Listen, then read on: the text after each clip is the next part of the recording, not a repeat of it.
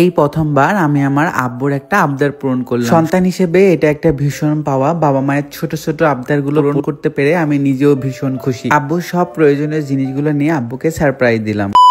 আসসালামু আলাইকুম, সবাই কেমন আছেন? আমার আব্বুর ফোনটা বেশ কিছুদিন যাবত নষ্ট হয়ে আছে। আমাকে বারবার বলতেছিল তোমার আমার ফোনটা একটু সেরে নিয়ে এসে দাও, নতুন ফোন কেনার দরকার নাই। আমার আব্বু আমার কাছে একটা আবদার করছে আর আমি কিনা সেটা পূরণ করব না। সন্তান হিসেবে তো এটা আমার কাছে ভীষণ খুশি যে আমি আমার বাবার স্বপ্ন পূরণ করতে পারি বা আমি আমার আব্বুর আবদার পূরণ করতে পারি। যাই হোক, পুরাতন ফোনটা না সেরেই ভাবলাম নতুন একটা ফোন কিনে দিই। তাই ফোনের দোকানে চলে যায়, 2-3টা ফোন দেখি এন্ড একটা ফোন নিয়ে আমি ভাবতেছিলাম যে আমার আব্বুকে অ্যান্ড্রয়েড ফোন কিনে দিব, বাট আব্বু কোনোভাবেই শিকার হয় না অ্যান্ড্রয়েড ফোন নেওয়ার জন্য। তার জন্য বাটন একটা ফোনই নিয়ে নিই। তার সাথে আব্বুর বেশ কিছু জিনিসও প্রয়োজন ছিল। আমাকে আগেই ফোন দিয়ে বলছিল আমি যেন বাসায় যাওয়ার সময় এগুলো নিয়ে যাই। আমাকে বলছিল একজোড়া মোজা, একটা পঞ্চ স্যান্ডেল, এগুলো যেন আমি নিয়ে যাই। যাই হোক, আমি আমার আব্বুর জন্য একটা না সবকিছু নিয়াত করছি আজকে 2টা করে নিয়ে যাব। ছোটবেলায় আমি আমার আব্বুর থেকে যাই চাইছি না কেন সব থেকে ভালো জিনিসটাই আমাকে কিনে দেওয়ার চেষ্টা করছি। আমি এখন ইনকাম করি, তাহলে কেন আমি আমার আব্বুর জন্য সব থেকে বেস্ট জিনিস আর বেশি বেশি করে নিব না কেন? যাই হোক, 2টা স্যান্ডেল আর 2টা মোজা আমি নিয়ে নিই। এগুলো অনেক ভালো মানের স্যান্ডেল ছিল, রুমেও পড়তে পারবে এন্ড বাহিরেও পড়তে যাইতে পারবে, ছোটি টাইপের এক কথা। তার সাথে আমার আম্মুর আবদার ছিল আমি যেন পেস্ট, ব্রাশ এগুলো কিনে নিয়ে যাই তার জন্য। আমাদের এলাকায় এগুলো যদিও পাওয়া যায়, কিন্তু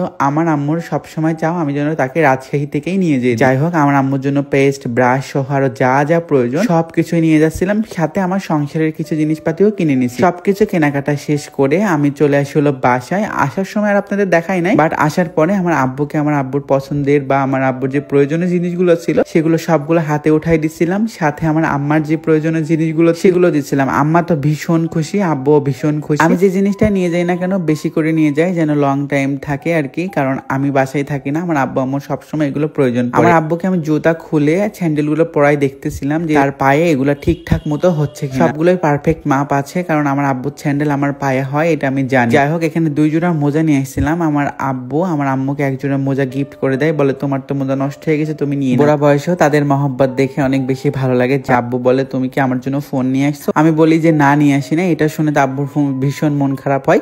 সত্যি কষ্ট পান না? আচ্ছা ঠিক আছে, দাঁড়াও দেখাচ্ছি এবার। আমার বাবা মা থেকে একটা জিনিস চাবেন, আমি সেটা দিব না? এই যে আপনার নতুন ফোন ধরেন। আবার নতুন ফোন দরকার কি? তখন কি করবি? কার সাথে কথা করবি? হ্যাঁ, তুই এত কার সাথে কথা করবি? এটা আব্বা আব্বার school friend, college friend, varsity friend, বিজনেসের বান্ধবী যতগুলো আছে সবার সাথে। এখন তো বান্ধবী বন্ধু মেলা হবি, বেশি বেশি কথা কবি। আর একটু আমাকে কথা কথা দিও। দেখেন মোবাইলটা পছন্দ হয়েছে কিনা।